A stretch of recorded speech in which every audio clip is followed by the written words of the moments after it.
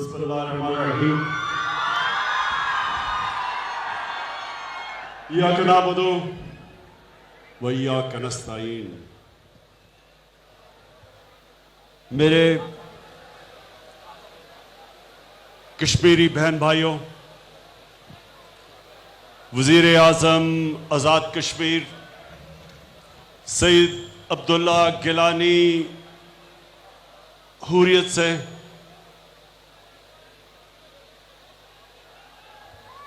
मैं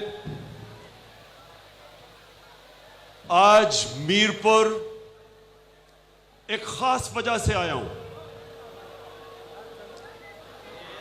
मेरे बहनों और भाइयों, यहां आने का मकसद जो हमारे मकबूजा कश्मीर में तकरीबन 80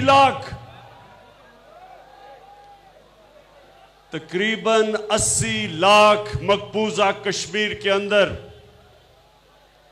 हमारी बहनें, हमारे बच्चे, हमारे बुजुर्ग, हमारे नौजवान जिस तरह 5 अगस्त के बाद वो एक मुश्किल तरीन इम्तिहान से गुजर रहे हैं, आज इस मीरपुर के जलसे का मकसद उनको एक पैगाम देना है कि सिर्फ आजाद कश्मीर के लोग नहीं, सिर्फ आजाद कश्मीर की अवाम नहीं, सारा पाकिस्तान आज मकबूजा कश्मीर की अवाम के साथ खड़ा है।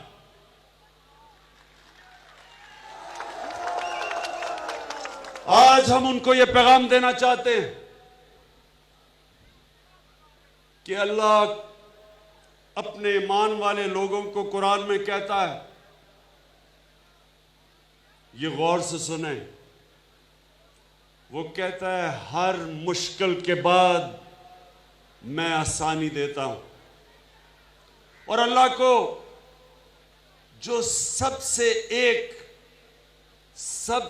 इंसान में सिफ्त जो सबसे ज्यादा अल्लाह को पसंद है, वो मुश्किल वक्त में जब एक इंसान सब्र करता है। तो मैं अपने मकबूजा कश्मीर के अजीम इंसानों के लिए आज पैगाम देता हूं कि इंशाअल्लाह आपके लिए एक बड़ा अच्छा वक्त आने वाला है। नरेंद्र मोदी ने जो 6 महीने पहले हिमाकत की, मेरे भाई और बहनों, ये कुरान में अल्लाह कहता है कि मैं इंसानों के कानों और आंखों पे पर्दे डाल देता हूं, उनकी अकल पे पर्दे डाल देता हूं। और नरेंद्र मोदी ने 5 अगस्त को वो कदम उठाया और वो कदम तकब्बर में उठाया। ये तकब्बर है जिसमें इंसान हिमाकत करता है, और उसने वो गलती की जो मैं आज आपके सामने अल्लाह पे ईमान रख के पेशन गोई कर रहा हूं कि इंशाअल्लाह अब कश्मीर आजाद होगा। मेरे बहनों भाइयों,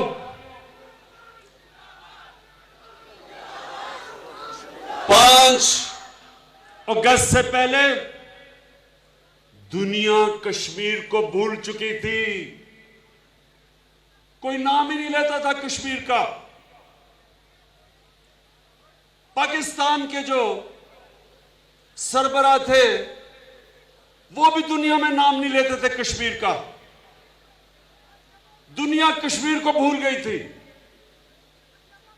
इन 6 महीने में क्या हुआ? इन 6 महीने में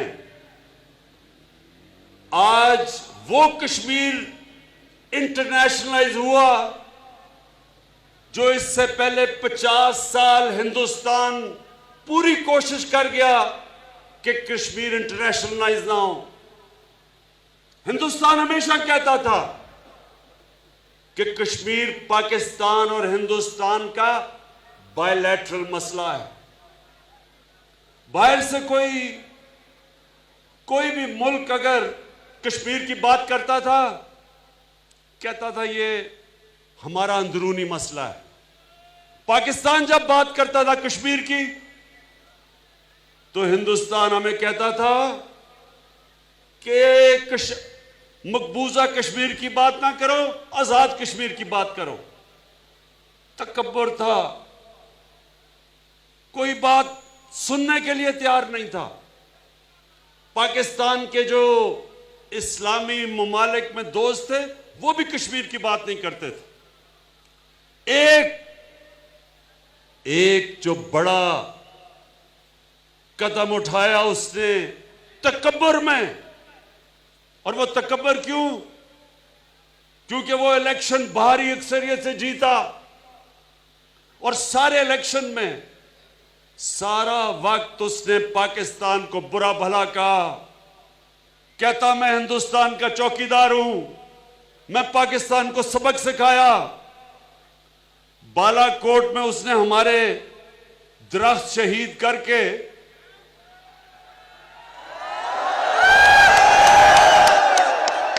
और आपको पता है कि मुझे खास तकलीफ होती है जब हमारे कोई दरख्त गिराए, तो हमारे दरख्त शहीद करके कहता कि मैंने 350 पाकिस्तान में दहशतगर्द मार दिए हैं। फिर कहता पाकिस्तान के 2 जहाज गिरा दिए हैं। और आप सब जानते हैं कि पुलवामा के बाद हुआ क्या। पाकिस्तान, हमने उन्हें कहा कि हम जंग नहीं चाहते, हम पुरअमन तरीके से अपने मसले हल करना चाहते हैं। उनका जो वो पायलट गिरा, वो बड़ी बड़ी मूंछों वाला, हमने फौरी वापस कर दिया उसको। एक मुल्क पुरअमन मुल्क है। हम दुनिया में आज वो पाकिस्तान है जो दुनिया में मसले हल करता है।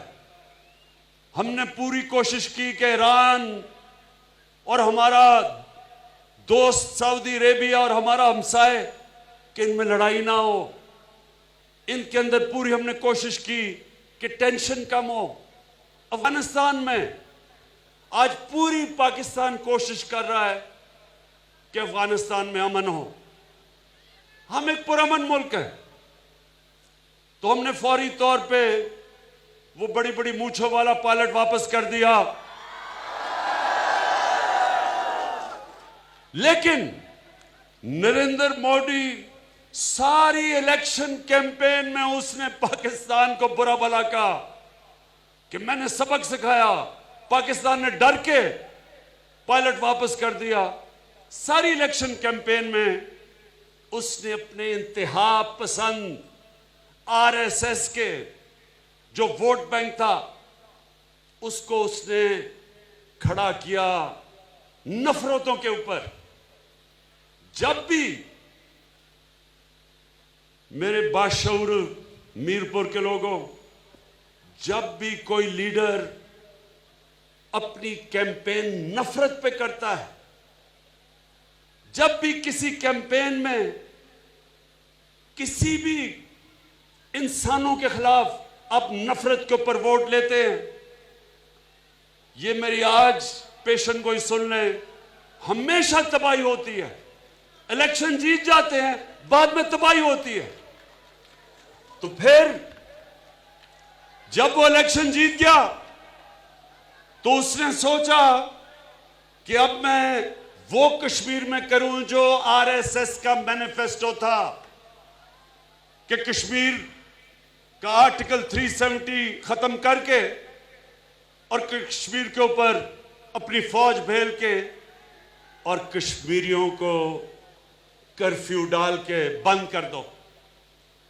लेकिन हुआ क्या है?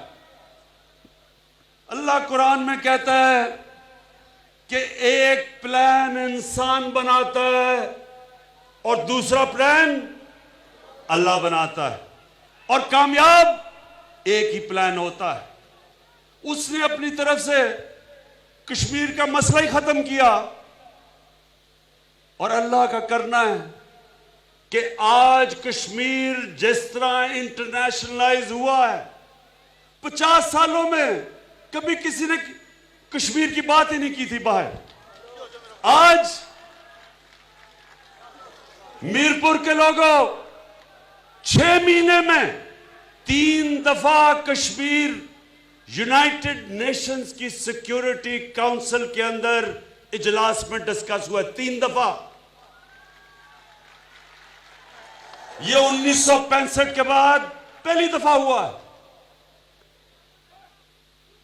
150 अमेरिकन और बर्तानिया के लेजिस्लेचर्स,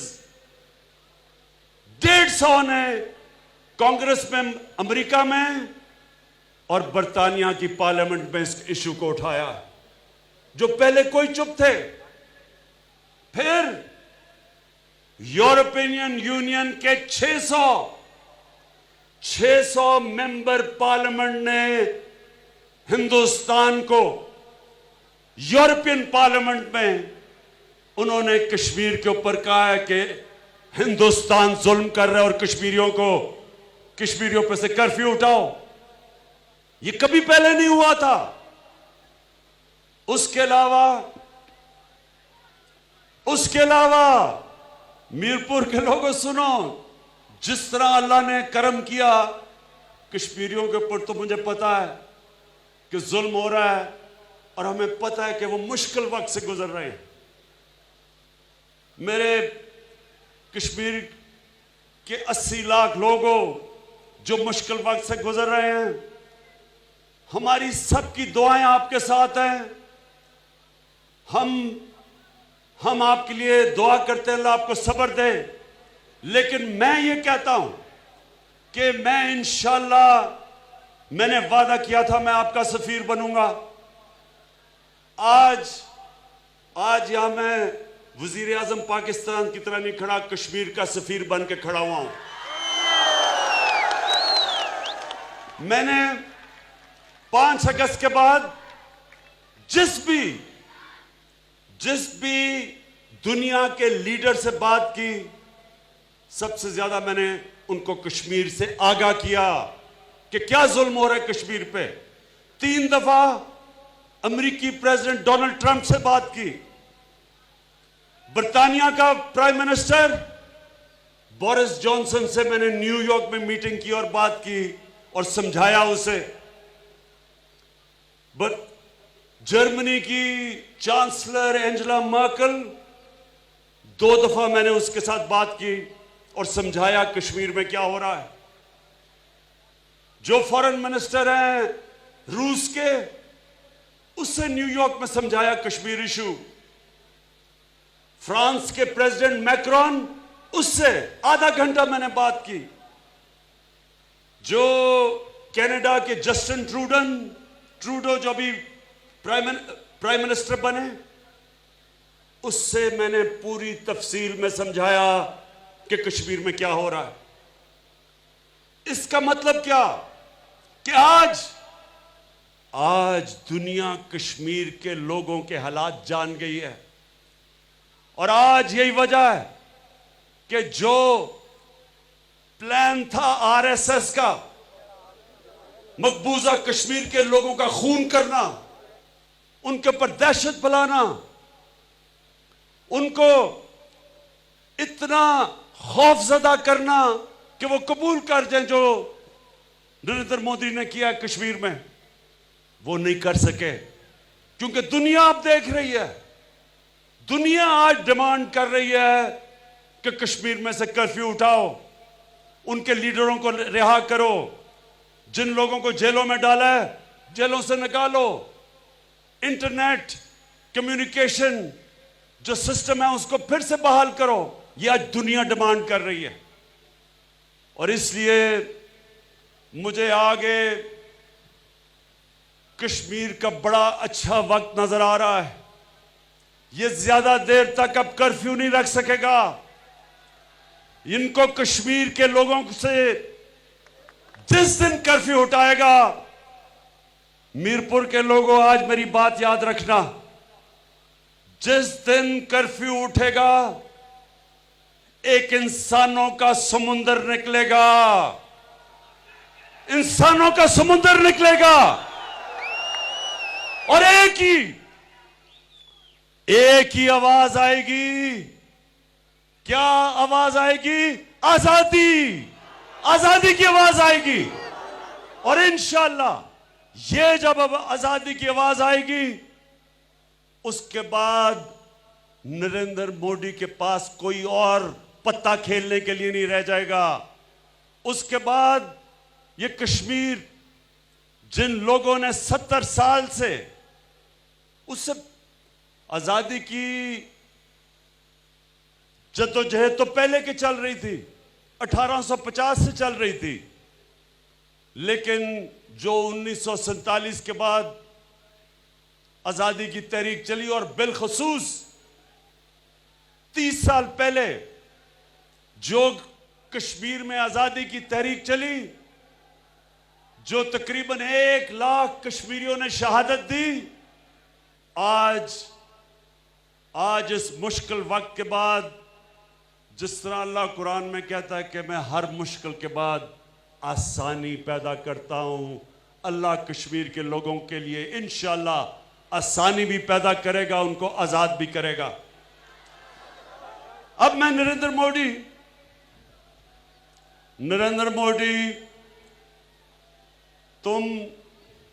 ये जो तुमने स्टेटमेंट दी है कि मैं 11 दिनों में पाकिस्तान को फतह कर लूंगा, नरेंद्र मोदी, लगता है आपने दुनिया की तारीख पढ़ी नहीं, लगता है आपकी डिग्री जाली थी। ये जो आपने तकब्बर भरा बयान दिया कि मैं 11 दिनों में पाकिस्तान को फतह कर लूंगा, नरेंद्र मोदी, मैं जरा आपको तारीख में पीछे ले जाता हूं। किसी को कहो आपको तारीख दुनिया की बताए। दुनिया की 2 सबसे ताकतवर फौजें, नेपोलियन की फौज और हिटलर की फौज, उन्होंने रूस पे हमला कर दिया। उस वक्त दुनिया की सबसे ताकतवर फौजें थी, उन्होंने हमला किया और उनके भी जो सरबराह थे उन्होंने कहा ये चंद हफ्तों की गेम है, हम फतह करके वापस आ जाएंगे, जो रूस की सर्दी से पहले ही हम वापस आ जाएंगे फतह करके। दोनों फौजें रूस की सर्दी के अंदर तबाह हुई, क्योंकि उन्होंने भी उधर भी तकब्बर में उन्होंने भी यही कहा था कि चंद हफ्ते की गेम है। यहां साथ अफगानिस्तान, दुनिया की सबसे ताकतवर फौज, 19 साल से अफगानिस्तान में है। इनके भी जनरलों ने कहा था कि ये चंद हफ्ते की गेम है। वियतनाम, वहां भी उनके जनरल ने कहा कि चंद हफ्ते में हम फतह कर लेंगे। नरेंद्र मोदी साहब, ये पाकिस्तान के अंदर वो लोग बसते हैं जिनका दीन एक तरफ तो कहता है कि एक इंसान का कत्ल ऐसा है कि सारी इंसानियत का कत्ल, एक तरफ तो हमारा अल्लाह कुरान में हमें यह हुक्म देता है इंसानी जान की इतनी कदर है, और दूसरी तरफ अल्लाह हमें हुक्म करता है कि अपनी आजादी के लिए अपनी जान अगर अब तुम कुर्बान करते हो तो पैगंबरों के बाद शहीद का दूसरे नंबर पे सबसे बड़ा दर्जा अल्लाह देता है। कहने का मतलब ये, नरेंद्र मोदी, इस कौम के ऊपर जो आपने स्टेटमेंट दी और जो आपके कमांडर इन चीफ ने कहा कि जी मुझे अगर हिंदुस्तान की पार्लियामेंट हुक्म करेगी तो मैं आजाद कश्मीर को फतह कर लूंगा, मैं आप दोनों के लिए पैगाम देता हूं, ये गलती जिस दिन आपने की, एक तो हिमाकत कर बैठे हो 5 अगस्त कश्मीर में, ये आपने गलती की। ये याद रखना कि यहां 20 करोड़ पाकिस्तानी जो रहते हैं, ये बच्चा बच्चा आखिरी सांस तक लड़ने वाला है। हम तुम्हारा मुकाबला करेंगे और तुम्हें मुकाबला करके दिखाएंगे। ये जो हमारी पाकिस्तान की फौज है, इसने जो दहशतगर्दी की जंग जीती, बड़ी बड़ी फौजें, ज्यादा हथियार, ज्यादा पैसा, वो उस तरह की दहशतगर्दी के खिलाफ जंग नहीं जीत सके जो हमारी पाकिस्तानी फौज ने जीती है। ये फौज मंजी हुई फौज है, बैटल हार्डेंड है। यहां लोग अल्लाह के अंदर ईमान रखने वाले हैं। अल्लाह कहता है मेरे मीरपुर के पाकिस्तानियों, कश्मीरियों, अल्लाह कहता है कि मैंने मुंतखब किया है जिस दिन तुमने इस दुनिया से जाना है, ना 1 मिनट आगे ना 1 मिनट पीछे। यह हमारा ईमान है, इसलिए यहां कोई मौत से नहीं डरता। यहां हम किसी किस्म, ये पुरअमन मुल्क है, लेकिन अगर तुम्हें ये देखा कि हिंदुस्तान में पहले तो आपने ये जो कानून बनाए हैं, रजिस्ट्रेशन एक्ट और सिटीजन एक्ट, इसकी वजह से अगर हिंदुस्तान के लोगों के अंदर आपके खिलाफ नफरत बढ़ गई है, लोग आपके सामने खड़े हो गए हैं, मुजाहरे हो रहे हैं, तो अगर आपने इस गलत फहमी में यह समझा कि मैं पाकिस्तान के ऊपर कोई एक्शन लेके अपना हिंदू बेस को ऊपर लेके आऊंगा, मोदी इस गलत फहमी में ना रहना, यह आपकी आखिरी गलती होगी। मैं आज फिर अपने कश्मीर के जो 80 लाख मेरे कश्मीरी बहन भाई, बच्चे, बुजुर्ग, नौजवान जो इस मुश्किल वक्त से गुजर रहे हैं, आज यहां सारे पाकिस्तानियों की तरफ से, अपने आजाद कश्मीर के लोगों की तरफ से आपको पैगाम देना चाहता हूं कि हमारी दुआएं आपके साथ हैं। हम हर रोज आपके लिए दुआ करते हैं कि अल्लाह आपको हिम्मत दे, आपको सब्र दे, और इंशाअल्लाह हर जगह हम दुनिया को बताएंगे आप पे क्या हो रहा है, बताते जाएंगे। और जब भी ये कश्मीरी कौम को जब भी हमारे वहां मकबूजा कश्मीर के लोगों को किसी किस्म की इमदाद चाहिए हो, कोई मदद चाहिए हो, हम सब आपके साथ खड़े हैं। मैं आखिर में हाथ खड़ा करके आज जरा आजाद मकबूजा कश्मीर के लोग देख रहे होंगे, छुप छुप के देख रहे होंगे कि जालिम 9 लाख हिंदुस्तान की फौज है, तो बेचारे छुप के देख रहे होंगे। वो देखना चाहते हैं, हाथ खड़ा करके बताएं आज आप सब उनके साथ खड़े इंशाअल्लाह। और आजाद कश्मीर जिंदाबाद, पाकिस्तान जिंदाबाद।